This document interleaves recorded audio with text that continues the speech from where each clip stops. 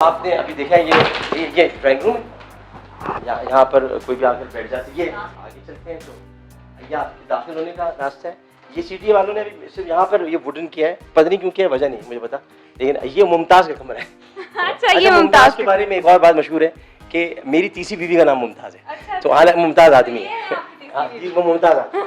तो ये ऐसी है कि हमारा सोफा यहाँ पर, ये फ्रिज है, यहाँ पर किचन वगैरह, ठीक है। कुकिंग का मैं शौकीन हूँ, तो यहाँ पर मैं, और ये हमने थोड़ा खुद बनवाया है क्योंकि लॉजिस की किचन अगर आप देखेंगी तो वो देखने के काबिल है।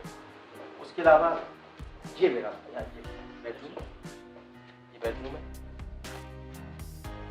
जी नाज़रीन, इस वक्त हम मौजूद हैं आमिर लियाकत साहब के बेडरूम में। ज़रा बेडरूम से जुड़ी थोड़ी बातें करते हैं। मुझे बताइए, बुशरा साहिबा से की लव मैरिज क्यों छोड़ दिया?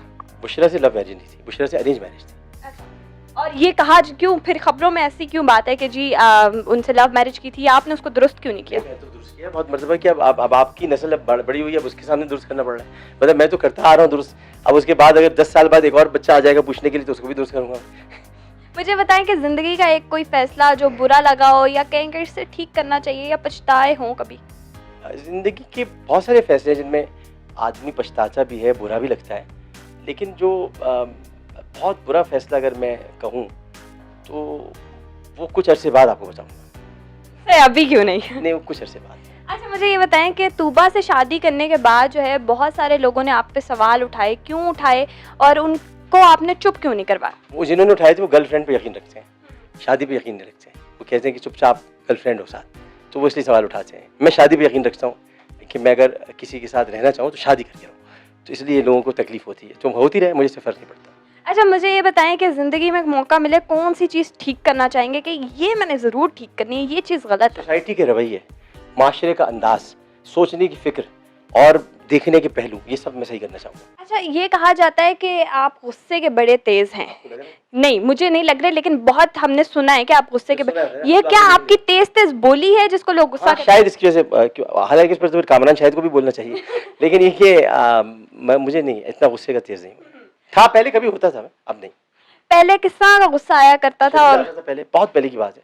अब तो उम्र में ठहराव आ गया है, तो बहुत सारी चीज़ें इंसान बर्दाश्त भी कर लेता है, सब्र भी करता है, तामुल भी रखता है।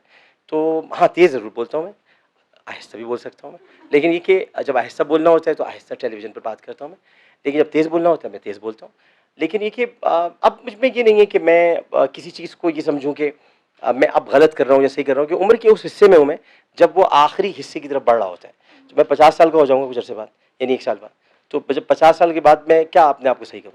मैं कहता हूँ कि जितना बदलना था हमने खुद को बदल लिया, अब अगर कोई चाहते हैं हम बदलें तो अपना रास्ता बदल लें। बताइए कि बहुत आपने जैसा इनाम घर का एक ट्रेंड चलाया, उसके बाद कहा जाता है कि फ़ाहद मुस्तफ़ा ने आपको कॉपी करने की कोशिश की, आप ज़रा आपने भी लहजे में कह दिया, ऐसा कुछ है? में थोड़ा सा इख्तिलाफ एक था किसी 2-4 बातों पे, वो फ़ाहद की कॉपी करने की वजह से नहीं था, अब कुछ उसकी बातों की वजह से था, लेकिन फ़ाहद मेरा दोस्त है, भाइयों की तरह, आप कोई ऐसी बात नहीं है। सर, मुझे ये बताइए कि आने वाले वक्त में हम आमिर लियाकत हुसैन को कहाँ देख रहे हैं? मैं तो अपना वज़ीर आज़म देखना चाहता हूँ। आप कहाँ देख रही हो एक अलग बात है, मैं तो देखना चाहता हूँ अपना वज़ीर आज़म, मैं खुद देखना चाहता हूँ। सर, ड्राइंग रूम में बैठेंगे, आपसे कुछ सुनेंगे।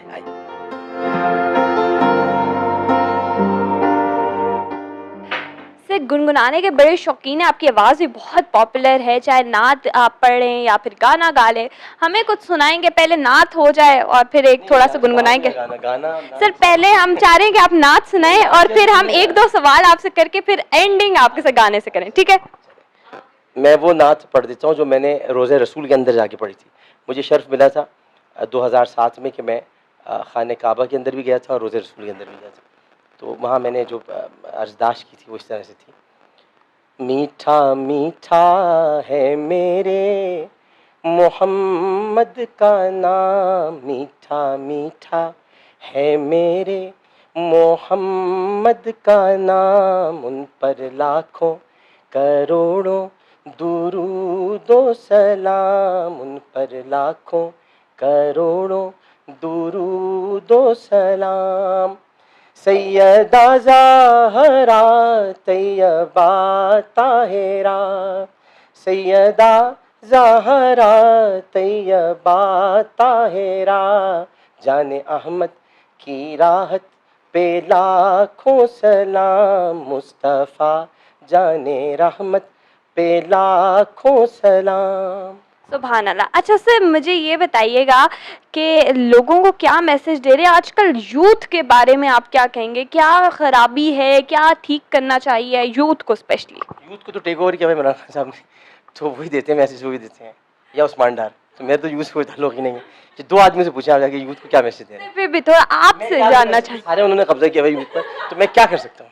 तो वो बताएंगे आपको, उस्मान डार बताएंगे, उनसे पूछेगा यूथ के लिए क्या कर रहे हो। अच्छा सर, वैसे ही लोगों को क्या पैगाम देना चाहेंगे, ये तो बता दें। बस यूथ को मैं कहना चाहूँगा कि वो अगले इलेक्शन में बूथ पे जाकर ज़रा अच्छी तरीके से वोट दें, इसको भी देना।